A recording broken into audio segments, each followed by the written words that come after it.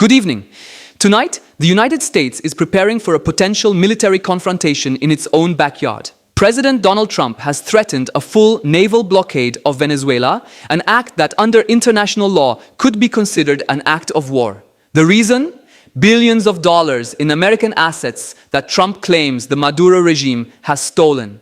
US military movements in the Caribbean have intensified over the past 72 hours. Naval vessels are repositioning. Southern Command has elevated its readiness status. And in Caracas, Nicolas Maduro is calling this the beginning of American imperialism's final chapter in Latin America. We are watching a crisis unfold in real time. Let's be clear about what a naval blockade means. This is not sanctions. This is not diplomatic pressure. A blockade is a military operation, warships physically preventing vessels from entering or leaving a nation's ports. Any ship that attempts to break the blockade can be boarded, seized, or sunk. Under international law, a blockade is considered an act of war. The last time the United States implemented a full naval blockade was 1962, the Cuban Missile Crisis. The world came closer to nuclear annihilation than at any point before or since. Venezuela does not have nuclear weapons, but it does have powerful friends. Russia has invested billions in the Maduro regime. China is Venezuela's largest creditor. Both nations have conducted military exercises in Venezuelan territory within the past 5 years. A US blockade would force Moscow and Beijing to respond. The question is how. But first, let's understand why this is happening now. The assets. For decades, American oil companies operated extensively in Venezuela. The country sits on the largest proven oil reserves on earth, larger than Saudi Arabia, larger than Russia, larger than anyone, ExxonMobil, ConocoPhillips, Chevron. These corporations built refineries, pipelines, and extraction facilities worth tens of billions of dollars. Then came Hugo Chavez. The socialist revolution that began in 1999 systematically targeted foreign oil operations. Nationalization, expropriation, forced renegotiation of contracts under threat of seizure. American companies lost billions. Legal battles have dragged through international courts for over 2 decades. But the most valuable asset was Citgo. Citgo Petroleum is one of the largest refiners and marketers of gasoline in the United States. Gas stations across America bear its name. Refineries in Texas, Louisiana, and Illinois process hundreds of thousands of barrels daily. And Citgo is owned by Venezuela, specifically by PDVSA, Venezuela's state oil company. For years, this arrangement continued despite deteriorating relations. American drivers filled their tanks at Venezuelan-owned stations. Venezuelan oil flowed through American refineries. Then came the sanctions. The Trump administration's first term imposed crippling restrictions on Venezuela. The Biden administration maintained most of them. PDVSA's American assets were frozen. Citgo became trapped in legal limbo. Creditors circled. Venezuela owed billions to bondholders, many of them American hedge funds. Courts ruled that Citgo could be seized to pay these debts. Caracas responded with fury. Maduro declared that any seizure of Citgo would be met with retaliation. Venezuelan forces moved against remaining American business interests. Equipment was confiscated, properties were occupied, American executives were detained. The tit-for-tat escalation continued for years, each side claiming the other had stolen first. Now Trump is back, and he's done with legal battles.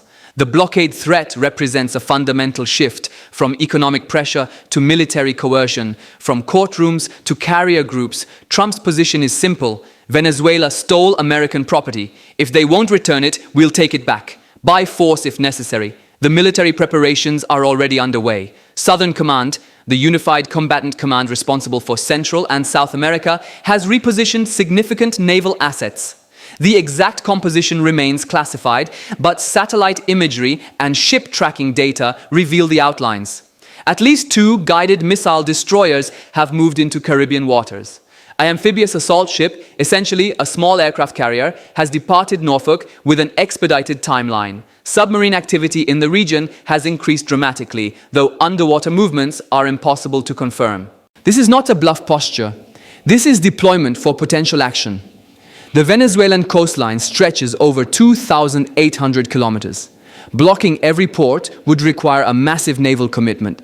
But Venezuela's oil exports, its economic lifeline, flow primarily through a handful of terminals. Jose, Puerto La Cruz, Maracaibo, control these choke points and you control Venezuela's economy. The mathematics of blockade favor the United States overwhelmingly. The US Navy operates 11 aircraft carriers. Venezuela's Navy consists of 6 frigates, most of which are not fully operational. Any direct naval confrontation would last hours, not days. But Maduro is not planning a naval battle. His strategy relies on 3 pillars: domestic resistance, international pressure, and great power intervention.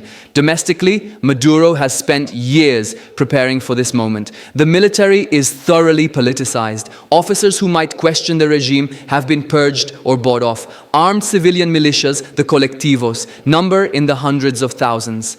An American blockade would be framed as imperialist aggression. Maduro would wrap himself in the flag of sovereignty. Any Venezuelan who opposed him would be labeled a traitor, a collaborator with the invaders. History suggests this works. External threats consolidate internal support. Saddam Hussein's approval ratings rose during American bombing campaigns. The same pattern could repeat. Internationally, Maduro will appeal to the United Nations. A blockade violates the UN Charter's prohibition on the use of force. The General Assembly would condemn American actions by an overwhelming margin.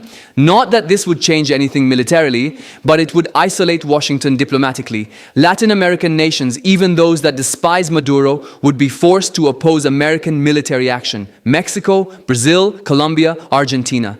The principle of non-intervention is sacred in a region that has suffered through countless US-backed coups and invasions. Trump doesn't care about General Assembly votes, but regional opposition complicates logistics. American forces operating from Colombian or Brazilian bases would face domestic political firestorms in those countries. And then there's the great power question. Russia and China have invested too much in Venezuela to walk away quietly. Russian military advisors are present in Venezuela. Russian weapon systems, including advanced S-300 air defense missiles, protect key installations. Russian mercenaries from the Wagner Group have reportedly assisted Maduro's security forces. How does Moscow respond to an American blockade? Diplomatically, with maximum outrage. Practically, options are limited by geography. Russia cannot project significant naval power into the Caribbean, but it can make trouble elsewhere. Ukraine, Syria, the Baltic states. Escalation in one theater can trigger escalation in another. China presents different calculations. Beijing is Venezuela's largest creditor. Loans exceeding $60 billion have been extended over the past 2 decades, mostly secured against future oil deliveries. A collapsed Venezuelan economy means those loans never get repaid. China also has a strategic interest in challenging American dominance in the Western Hemisphere, not through military confrontation, not yet, but through economic and diplomatic penetration. Venezuela is a foothold. Chinese vessels delivering humanitarian aid through an American blockade would create impossible choices. Does the US Navy stop Chinese ships, board them, fire on them? These scenarios keep Pentagon planners awake at night. But Trump has calculated that the risks are manageable, that Maduro will blink before the shooting starts, that Russia and China will protest loudly but act cautiously. He may be right. He may be catastrophically wrong. The historical parallels are uncomfortable. The Bay of Pigs, the invasion of Panama, the occupation of Haiti. American interventions in Latin America have a troubled track record. Initial military success often gives way to prolonged instability, insurgency, and regional backlash. Venezuela would be worse than any previous intervention. 30 million people, mountainous terrain, urban areas designed for defense. A military that knows it will face war crimes trials if it surrenders. No American administration wants a ground war in Venezuela. The blockade strategy is designed to avoid that outcome. Starve the regime economically until it collapses or negotiates. But blockades don't always work as planned. They create humanitarian crises. They generate sympathy for the besieged. They drag on longer than expected. And in the meantime, people die. Not soldiers, civilians. From medicine shortages, from food scarcity, from the slow grinding violence of economic siege. This is the reality Trump has set in motion. As of tonight, no shots have been fired, no blockade has formally begun.